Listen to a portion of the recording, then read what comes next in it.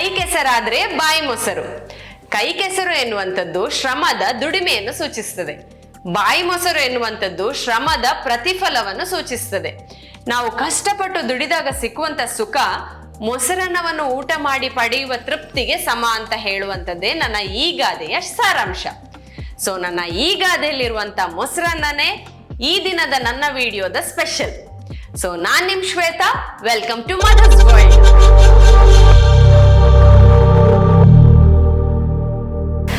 ಮೊಸರನ್ನ ಯಾರಿಗಿಷ್ಟ ಇರಲ್ಲ ಹೇಳಿ? ಎಂತ ಊಟ ಬೇಡ ಅಂತ ಹೇಳುವವರಿಗೂ ಒಂಚೂರು ಮೊಸರನ್ನ ತಿನ್ನಿ ಅಂದ್ರೆ ಮೊಸರನ್ನ ಅಲ್ವಾ, ಒಂದ್ ತುತ್ತು ತಿನ್ಬೇಡಣ ಅಂತ ಬರ್ತಾರೆ.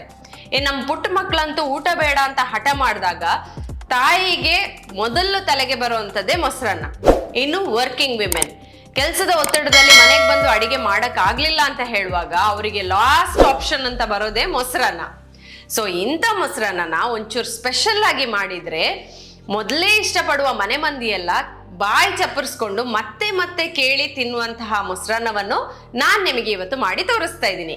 ಸೊ ಕ್ವಿಕ್ ಆಗಿ ಇದಕ್ಕೆ ಬೇಕಾಗಿರುವಂತಹ ಇಂಗ್ರೀಡಿಯೆಂಟ್ಸ್ ಅನ್ನು ನಾನು ಹೇಳ್ತೀನಿ, ನೋಟ್ ಮಾಡ್ಕೊಳ್ಳಿ.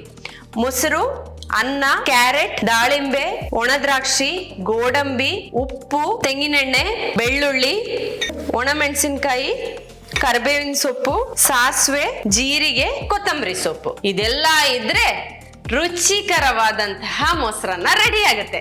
ಹಾಗಾದ್ರೆ ಮತ್ತೆ ಯಾಕೆ ತಡ, ನಾನ್ ನಿಮಗೆ ಸ್ಪೆಷಲ್ ಆಗಿರುವಂತಹ ಮೊಸರನ್ನ ಹೇಗ್ ಮಾಡೋದು ಅಂತ ಹೇಳ್ಕೊಡ್ತೀನಿ, ಬನ್ನಿ. ಮೊದಲಿಗೆ ನಾನು ರೈಸ್ ಹಾಕೊಳ್ತಾ ಇದ್ದೀನಿ.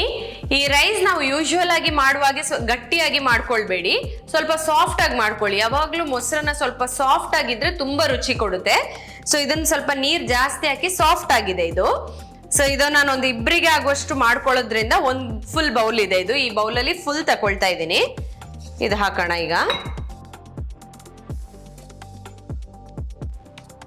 ಎರಡನೇದಾಗಿ ನಾನು ಮೊಸರು ಹಾಕೊಳ್ತಾ ಇದ್ದೀನಿ. ಮೊಸರು ನಾವು ಅನ್ನ ಎಷ್ಟು ತಗೊಂಡಿದ್ದೀವಲ್ಲ ಸೇಮ್ ಕ್ವಾಂಟಿಟಿ ಮೊಸರು ನಾವು ತಗೊಂಡಿರ್ಬೇಕು. ಸೊ ನಾನೀಗ ಈ ಮೊಸರನ್ನ ಹಾಕೊಳ್ತಾ ಇದ್ದೀನಿ. ನಾನೀಗ ಅನ್ನ ತಗೊಂಡಿದ್ರು ಕಾಲ್ ಭಾಗ ಕ್ಯಾರೆಟ್ ತಗೊಂಡಿದ್ದೀನಿ. ಈಗ ಇದನ್ನ ಇದಕ್ಕೆ ಮಿಕ್ಸ್ ಮಾಡ್ತಾ ಇದ್ದೀನಿ. ಈಗ ನಾನು ದಾಳಿಂಬೆ ಹಾಕೊಳ್ತಾ ಇದ್ದೀನಿ. ಇದು ಕೂಡ ಒಂಚೂರು ಕ್ಯಾರೆಟ್ ಇದು ಕಾಲ್ ಭಾಗ ನಾನು ಇದರಲ್ಲಿ ತಗೊಂಡಿದ್ದೀನಿ. ಈಗ ನಾನು ಇದಕ್ಕೆ ಒಣದ್ರಾಕ್ಷಿ ಹಾಕೊಳ್ತಾ ಇದ್ದೀನಿ.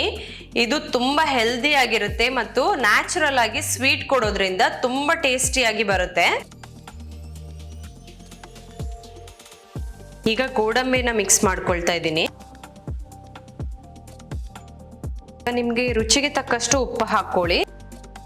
ಕೊನೆಯದಾಗಿ ನಾನು ಈ ರೀತಿಯಾಗಿರುವಂತ ಒಂದು ಪ್ಯಾನ್ ನಲ್ಲಿ 2 ಟೇಬಲ್ ಸ್ಪೂನ್ ವರೆಗೆ ತೆಂಗಿನ ಎಣ್ಣೆನ ಹಾಕೊಳ್ತಾ ಇದ್ದೀನಿ. ಈ ಎಣ್ಣೆ ಬಿಸಿ ಆದ ಕೂಡಲೇ ನಾನು ಇದಕ್ಕೆ ಸಾಸಿವೆ, ಒಂದಿಷ್ಟು ಸಾಸಿವೆ, ಜೀರಿಗೆ ಹಾಕೊಳ್ತಾ ಇದ್ದೀನಿ. ಚಂದ ಚಟಪಟ ಅಂತ ಸೌಂಡ್ ಬರಲಿ. ಈಗ ಬೆಳ್ಳುಳ್ಳಿ ಹಾಕೊಳ್ತಾ ಇದ್ದೀನಿ. ಬೆಳ್ಳುಳ್ಳಿಯನ್ನು ತೀರಾ ಈ ರೀತಿ ಚಿಕ್ಕ ಚಿಕ್ಕದಾಗಿ ಕಟ್ ಮಾಡಿದ್ದೀನಿ. ಯಾಕಂದ್ರೆ ಬೆಳ್ಳುಳ್ಳಿ ದೇಹಕ್ಕೆ ತುಂಬಾ ಒಳ್ಳೇದು. ಅದೇನಾದ್ರೂ ದೊಡ್ಡ ದೊಡ್ಡದಾಗಿದ್ರೆ ಮಕ್ಕಳು ತಿನ್ನಲ್ಲ. ಸೊ ಈ ತರ ಸಣ್ಣದಾದಾಗ ಅದು ಬಾಯಿಗೆ ಸಿಕ್ಕೋದು ಗೊತ್ತಾಗಲ್ಲ, ಚೆನ್ನಾಗಿ ತಿಂದ್ಬಿಡ್ತಾರೆ ಮಕ್ಕಳು. ಇದು ಸ್ವಲ್ಪ ಬ್ರೌನ್ ಆಗುವವರೆಗೆ ಈ ರೀತಿಯಾಗಿ ಫ್ರೈ ಮಾಡ್ಕೊಳ್ಳಿ. ಕರಿಬೇವಿನ ಸೊಪ್ಪು ಹಾಕ್ತಾ ಇದ್ದೀನಿ. ಒಣಮೆಣಸು ಹಾಕ್ತಾ ಇದ್ದೀನಿ. ಖಾರ ಬೇಡ ಅಂತ ಹೇಳುವವರು ಇದನ್ನ ಅವಾಯ್ಡ್ ಮಾಡ್ಬೋದು. ಒಂಚೂರು ಕೊತ್ತಂಬರಿ ಸೊಪ್ಪು ಕೂಡ ಇದಕ್ಕೇನೆ ಹಾಕೊಳ್ತಾ ಇದ್ದೀನಿ. ಇದು ಒಳ್ಳೆ ಸ್ಮೆಲ್ ಬರುತ್ತೆ, ಅದಕ್ಕೋಸ್ಕರ ಸ್ವಲ್ಪ ಮತ್ತೆ ಗಾರ್ನಿಶಿಂಗ್ ಪುನಃ ನಾನು ಹಾಕೊಳ್ತಾ ಇದ್ದೀನಿ. ಈಗ ಈ ಒಗ್ಗರಣೆ ರೆಡಿ ಆಗಿದೆ. ಇದು ಲಾಸ್ಟಿಗೆ ನಾನು ಹಾಕೊಳ್ತಾ ಇದ್ದೀನಿ. ಇದೇನು ತಣಿಬೇಕು ಅಂತೇನಿಲ್ಲ, ಹಾಗೆ ಹಾಕೊಳ್ಬೋದು.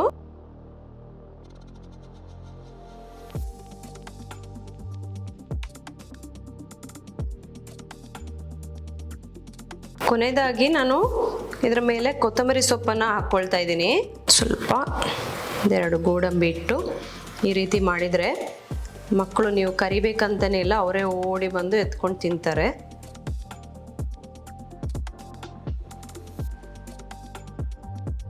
ನೋಡಿದ್ರಲ್ಲ ಎಷ್ಟು ಅಟ್ರಾಕ್ಟಿವ್ ಆಗಿದೆ ಈ ಮೊಸರನ್ನ ಅಂತ ಹೇಳಿ. ಇದು ಎಷ್ಟು ಅಟ್ರಾಕ್ಟಿವ್ ಆಗಿದೆಯೋ ಅದಕ್ಕಿಂತಲೂ ಟೇಸ್ಟ್ ಆಗಿರುತ್ತೆ ಇದು ತಿನ್ಲಿಕ್ಕೆ. ಸೊ ಇದನ್ನ ನೀವು ಒಮ್ಮೆ ಮನೇಲಿ ಮಾಡ್ಕೊಟ್ರೆ ನಿಮ್ ಮನೆ ಮಂದಿ ಎಲ್ಲ ಮತ್ತೆ ಬೇಕು ಅಂತ ಕೇಳಿ ತಿಂತಾರೆ. ಸೊ ನೀವೆಲ್ಲರೂ ಇದನ್ನ ಒಮ್ಮೆ ಟ್ರೈ ಮಾಡಿ ಮನೇಲಿ. ಟ್ರೈ ಮಾಡಿದ ನಂತರ ಟೇಸ್ಟ್ ಹೇಗಿತ್ತು ಅಂತ ನನಗೆ ಕಾಮೆಂಟ್ ಮಾಡಿ ತಿಳಿಸಿ. ಈ ವಿಡಿಯೋ ನಿಮ್ಗೆ ಇಷ್ಟ ಆಗಿದ್ರೆ ಲೈಕ್ ಮಾಡಿ, ಶೇರ್ ಮಾಡಿ, ಮತ್ತು ಇನ್ನೂ ಕೂಡ ಚಾನೆಲ್ ಅನ್ನು ಸಬ್ಸ್ಕ್ರೈಬ್ ಮಾಡದೆ ನೋಡ್ತಿದ್ರೆ ದಯವಿಟ್ಟು ಸಬ್ಸ್ಕ್ರೈಬ್ ಮಾಡಿ. ಸೊ ನನ್ನ ಮುಂದಿನ ವಿಡಿಯೋ ಬರುವವರೆಗೆ ನನ್ನನ್ನು ಮಿಸ್ ಮಾಡಿ. Signing off Shweta from mother's world. Bye bye.